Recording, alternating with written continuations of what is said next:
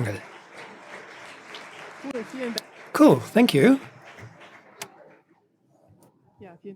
Thank you for these warm words. Welcome. Thank you for coming. I'm glad to see this much interest. And I have, in the last year, accompanied and met cybercriminals. And I think that through these observations, I could learn a lot of things that many people don't really get to learn.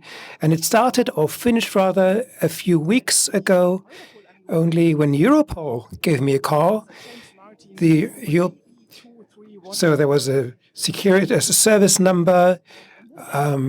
He had to talk English because, of course, it was Europol and the FBI is listening, so we had to talk English. Is the sound working? It is for this interpreter. Didn't you hear anything yet? Did you hear anything? Yes, people in the audience reply. Okay. Yeah, I don't have to start from the beginning. Okay. James Martin, Europol officer, was very strict with me and said that, please, could you just get out of the large office and get into a private room? Because it was a very hot thing that he was going to talk about. My car was found at the outskirts of Berlin, full of blood, damaged, and it was rented with payments from my bank account. There was money laundering going on from my bank account, and he was strict, asking me what I knew of this. She thought that I was the culprit behind all these awful things, the one that maybe committed the murder that caused all this blood to appear in the car. He had to block my ID and my credit cards. I would not be able to go anywhere. Of course, I knew that this wasn't a real Europol call because friends and acquaintances had received calls like this. I knew it was a scam. These are criminals that, as we will see, try to get your money off you. But my friends had simply put down the phone, and I was so interested to hear how this would continue, and I was so happy to receive this call. So I played along. I was quite creative. I invented a child in kindergarten. I had to invent my ID card number, details, the money on my bank account. I invented all that. And yeah, we spent a whole hour talking. Of course, the caller did not know that I was just in the process of writing a book on cybercriminals. It's not going to be out soon, so the advertising block will only be next year. So I was writing about social engineering, the process when people try to convince you into doing things that you are not going to do normally, such as transferring money to someone else. And that's where it ended up pretty soon. James Martin was connecting me to other very strict Europol colleagues, trying to find a secure way for me to swiftly transfer my money to a certain account in order to secure my money from these bad criminals, these bad actors who were abusing my identity to do awful things. So that was a very secure account that I had to use. And I said, yeah, sure, I'm going to do all this. Please help me. It's terrible. So he's told me, please Google TeamViewer. And maybe you know this. TeamViewer is a program that people actually use to help other people on their computers, because they then can connect to your computer over the internet and remote control it. And that was the objective that James Martin had as well. And he would then quite easily, quite directly have emptied my bank account. So I pretended there were problems. I had forgotten my password and stuff. And he went to all kinds of hoops to think of ways I could remember my passwords. That was my husband, but I wasn't allowed to talk to my husband because the Europol person didn't know who the real culprit would be, so I was not supposed to talk about with anyone. Very clever in the end.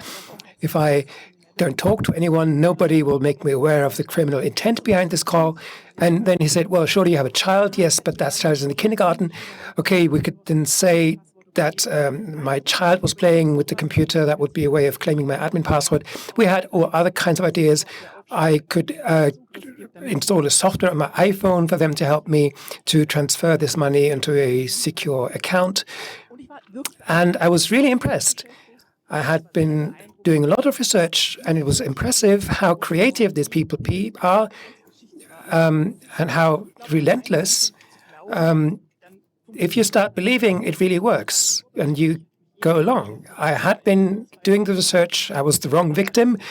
But later I talked to a victim who lost 32,497 euros to the same attackers. And she said that she was so much ingested into their world. The whole thing sounded correct in the end. And she had been working with these people for 2 days to get all the money transferred. And these amounts of money and a whole lot of more damage socially is created because these attackers always find a gap. It is a psychological back gap in this case. These people were psychologically educated, clearly. They knew how to put me under stress with all this blood and the car being damaged and all these terrible crimes, telling me under what kind of threats I would be, threatening me from blocking the ID card and all these kinds of things.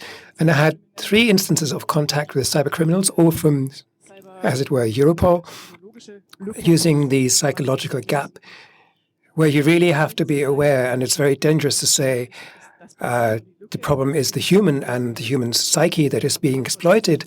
But if you know about these things, then the first step to get protected is that. The second contact I had was a typical so-called cadre, someone who knew about bank cards, who forges bank cards and steals the corresponding data. He was actually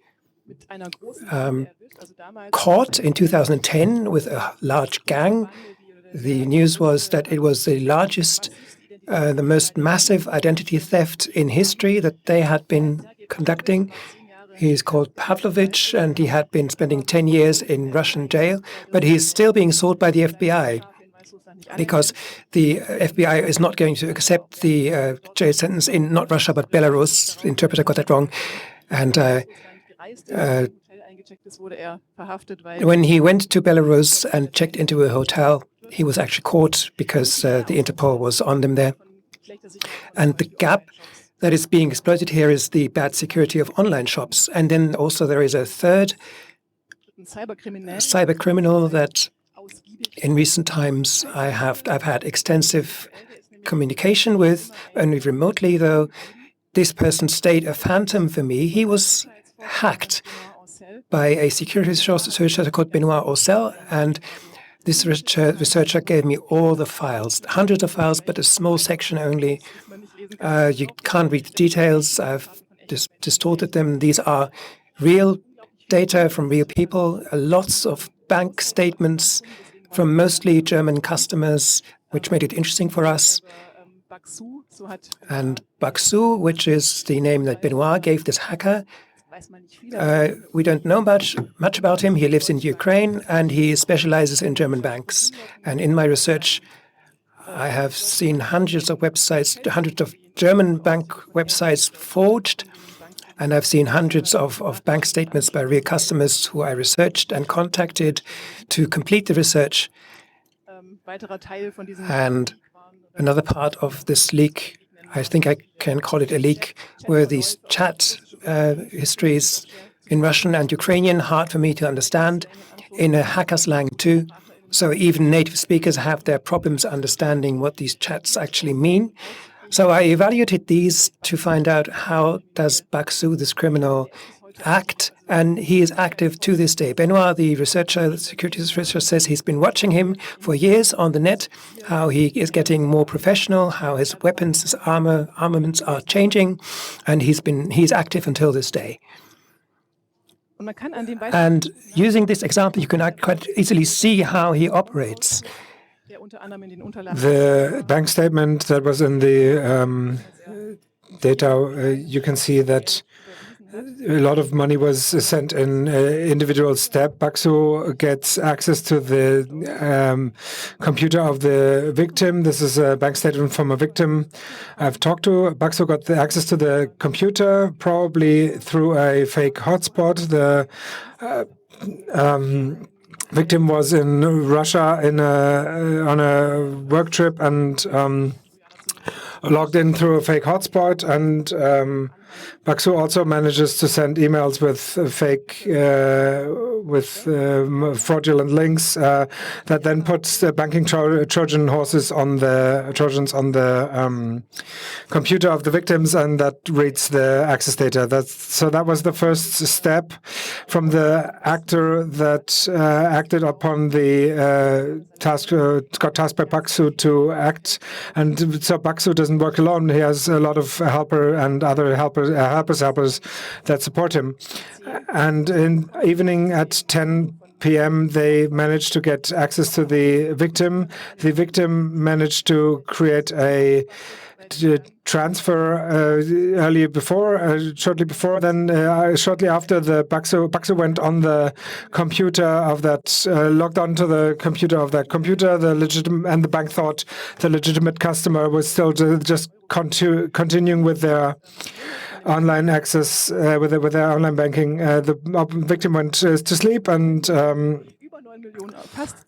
so the limit was, in this case, 10 million euros, and the thousands of euros were stolen. So he started in the evenings. The victim had 10 accounts in one account from his family, his children, his wife. He managed to sort and exceed or get up towards the transfer limit, and started to purchase at Cyberport, MediaMarkt, lots of fake products, and then sent money, transferred money to Skrill Limited, for example. This is a payment service provider, and they managed to transfer multiple amounts of instances of 5,000 euros. So I was afraid that the bank might have a break in there to limit the transactions to 5,000 a day. So during that day, the next morning there was minus 1,100 euros, and I asked the bank, "Didn't you find this weird?" And the bank said, "Yes, we wondered whether this was correct in the next day, but we didn't reach the victim. And before, making the victim mad, we let it go. And only as MediaMarkt called us and said we have weird transactions, they started stopping it. But then it was obviously too late, and the Skrill, especially transfers were have been transferred through multiple additional steps. And I talked to some investigators, and they said, yes, it goes through 3-4 steps and then ends up in Ukraine, and then you can't get towards that. So you find out that you have almost no chances. You can try and ask the Ukrainian authorities for help, but the chances are very, very low. And then I asked the bank, how is this? This is 3 years ago. Do you have artificial intelligence doing pattern recognition that apparently banks use to identify patterns? Today we have totally elaborate systems, because that turned out to be very relative. We'll show you later that. And I asked myself, how does this happen? Because it's being sent to an address, and I wondered, do these things, how do these things get sent to this address? And there's an interesting video by Kylie Scott on YouTube that was one of these addresses, and I assume she's quite educated, and still she didn't understand. Still didn't understand the new this scheme. So she got an email that is paid well. So the only job is to take to receive packages and then unpack them and continue to send them forward. And then suddenly the police stood in front of a house and and talked to her, because she had sent it to intermediary vendors. And a lot of people just fall for this and think this is a legitimate job. And this is what the helpers and helpers from Baxo do. He paid a lot of people doing these kind of jobs and transfer the money onwards that he got. And Baxo himself, I accompanied him for so long. I saw so many chats. I tried to understand what he does. I didn't find in these thousands of data. I only found one private photo. It doesn't say very much. He remained a phantom for me. We know he lives in Ukraine. We know he has access to a lot of Ukrainian hackers. And when I did, at least last year, when I did the research, and Renoir, the researcher from that region, said that from that region, Belarus, Ukraine, Russia, there's a lot of cyber attacks because they aren't prosecuted there. So there's official guideline by the Russian state that if you don't attack Russian citizens, you're going to be fined. So there's a tool that they use.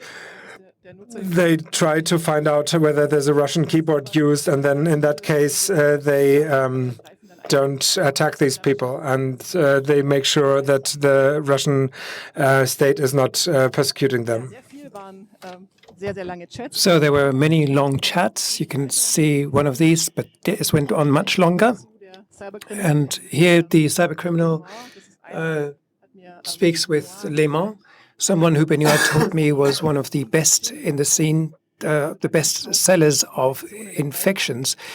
And of course, our criminal buys infections, buys infected computers, and he would then negotiate terms.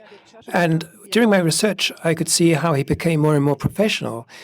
Like a company manager, he had this armada of people that he employed and that did money laundering for him, for example, and would live transfer the money. As we've seen in that case, you have to be up from 10 at night into the morning. You have to be up all night and move this money around all the time. And he's very much obsessed with detail. Everything exactly right. He actually made these small explainer videos for his helpers because it's not that easy to understand how a German bank operates. So he produced a video telling them how the international bank account number he would send them is to be used. And he always told them, these A with 2 dots, this A umlaut, you have to use that because that is the German banks have to get the right characters in German names. And he actually employs a programmer who would then update his own Trojan all the time, because as the antivirus programs develop and recognize his Trojan, he has to make changes. But the programmer that did all this was always able to escape these protections. And what I found very impressive, he actually was very good at faking websites or buying very well faked websites. I've seen a few of those, such as this one from a German bank that really looked very authentic. And on top of that, he actually circumvented the two-factor authorization. This is the website of a German bank, Ding.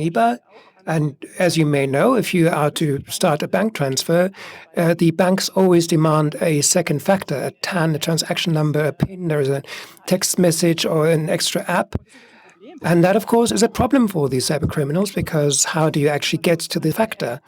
So the criminal actually built his own app telling people how to download it, and the clueless customers would then install a spying app on their phones, which was purported to be the second factor, but actually gave the attackers access to their phones. That's a very advanced way of conducting cybercrime, very detailed. And you see that the orthography is correct, the grammar is correct, maybe the style is a bit stilted, but many people will fall for this. And the question then is, how does the money then move on? It has to arrive at legitimate bank accounts eventually. Why is it so hard for the investigators to actually get hold of these people? Why can't they make any progress? And during my visit to Moscow, I was able to shed some light on this. This is Sergei Pavlovich, the cybercriminal that we've talked about before. He spent 10 years in a Belarusian jail, and he's now cleaning the sign for his YouTube channel called People Pro in Russian. So it's about professionals that he interviews, because now he presents himself as the good guy. He is no longer living off cybercrime. He is living off YouTube from the advertising revenue. And the channel is called Louis Pro, and he actually makes a lot of money with that. He can live off it. But, of course, he interviews cybercriminals there, and this is what makes this show so successful, because these people give valuable tips to the next generation of cybercriminals who watch the YouTube channel, and on that day, he interviewed a money launderer, and I asked Sergei to understand how this kind of movement has become so strong, that he was a part of before he went to jail for 10 years. Why is it growing so much these days? Benoit, the French security researcher, told me that they can't keep up. There are so many young criminals entering the field that use every single gap that we leave open for them, and we often don't find these gaps in time. And he said, okay, well, this is turbo capitalism. That is what Sergei grew up with. And he said it's a kind of patriotism. He thought there were too many rich Europeans and Americans, and they were too poor. And that was his way of escaping poverty. Of course, that is no excuse at all, but an interesting explanation about how this phenomenon has become so strong. As a youth, he already learned how to steal credit card details from online shops that were badly secured. And you know that to these days, these shops often are badly secured. People use bad passwords, weak passwords. He then used raw plastic cards for credit cards, learned how to print on them so that they would look very real, and he would spend other people's money that way. These are the two yellow chairs that he uses to interview his guests for his YouTube show. And he, as I said, interviewed an experienced money launderer and bank card fraud, and Sergei himself said he doesn't know the name and he hasn't seen his face. He's wearing a mask. And this show, where his interview partners wear these masks, are particularly popular because, of course, these contain the most valuable tips. And he asked, how does it actually work these days? How does money laundering work? How do you make sure that your money mules, as you call them, the people that open accounts and accept the money and transfer it on, how do you make sure that these won't defraud you? Because these are people that want to make a buck too, and they have maybe certain pressures, and they know it's a delicate thing. How do you make sure that they don't take too much off you or anything off you? And he said, well, sometimes he asks people for direct access, or he has access to the mobile phone and would seize the mobile phone. And he was then asked about prices. How much is a fake bank card these days? It was about 60 euros. And there are insurances, by the way, to make sure that these fakes actually work. There is a money-back guarantee up to 50,000 rubles, 600 euros. You can buy a certain insurance for that, and if the card doesn't work, you will get a new one that way. Of course, that way it will always pay off, because as we've seen, there's quite a lot of money you can gain through these fake bank cards. And Benoit also told me that there are two tendencies here. There are the low-hanging fruits, where this armada of young people are scavenging, looking for bad passwords, exploiting the easy gaps. And then there is what he does, where he gets more and more sophisticated and uses the best fake websites. And at the end, when Baksu became more and more advanced, I saw that he used TrickBot, a provider of infected computers, and he could actually take a pic from a control panel. And there were millions of computers online at this point that were infected. And with one click, he was able to install his malware on that or spy on those. And all the database, there are many more. It was just 1.5 million online computers at the time. So that is expensive. Benoit said that this is probably about $50,000 a month, this kind of access to TrickBot, but it's worth it because you can make a lot of money that way and gain a lot of money. And another very new trend are these Europol calls, social engineering versus Trojans. People don't actually have to go to the trouble of buying any infections and programming a Trojan that would escape an antivirus program, because that gets more and more difficult. You just trick the people, the victims, into doing it all themselves. And I talked to this victim, and she said she was just caught in the wrong moment. She was abroad. She received a plausible scenario, and she cooperated for 2 days, lost all this money. And Benoit says that these people are getting better and better at circumventing two-factor authentication. I wanted to know how this works, because that is what is supposed to make everything more secure, right? So on Twitter, I received this question recently. Maybe you've seen this maybe too, a blue badge support kind of query, where Twitter tells you that you have to defend your blue tick mark by logging in and answering a brief question. And again, there are quite sophisticated, quite well-known people who actually fell into this trap, because this looks very real. As you can see, you enter your real password, you use the two-factor authentication, but on the other hand, there is a hacker who actually enters what you enter into the real account at Twitter and then takes over that account. And this all led me to the question, what can we actually still do? If social engineering is becoming this sophisticated, what actually helps against attacks like this? The banks with all their AI are not that successful. I was doing research in Norway, and my bank card stopped working, in Ukraine. And my bank blocked my card, because if you go into Ukraine, or if your bank card travels to Ukraine, chances are so high that it is being stolen and exploited. So there is no way of securing yourself against it. And on the other hand, there is all this surveillance. I have to keep up with time, sorry. So the surveillance at the workspace stands against it, and that is what banks are doing more and more. I've also researched this. I checked UniCredit Bank, and it's called Hypovereinsbank in Germany. It's a sort of Credit Suisse, and they use software called Securonix, and with the pretense that, for example, to prevent insider threats. And so every movement of users like Kevin Milton here in this video are surveilled. And we are, an employee of UniCredit told me that they are surveilled every movement. So in this video, the employee goes to his boss, gets a bad review, and then he ends up in the list of disgruntled employees, and then he Googles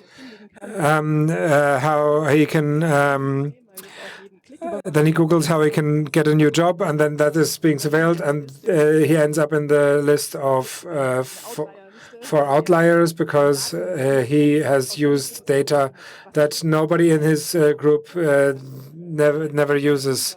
But in this example, it's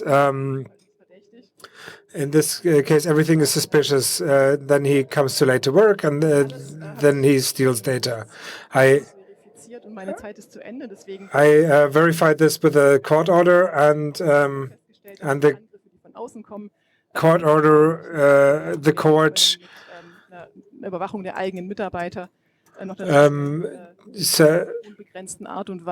the court stated that you can't prevent attacks from the outside with the surveillance of your own employees, and that's why we close the wrong loopholes. We are surveilling the wrong people, and that's why individuals lose amounts like 32,000 euros, and we are looking for the wrong holes, and who profits are guys like these. Thank you very much.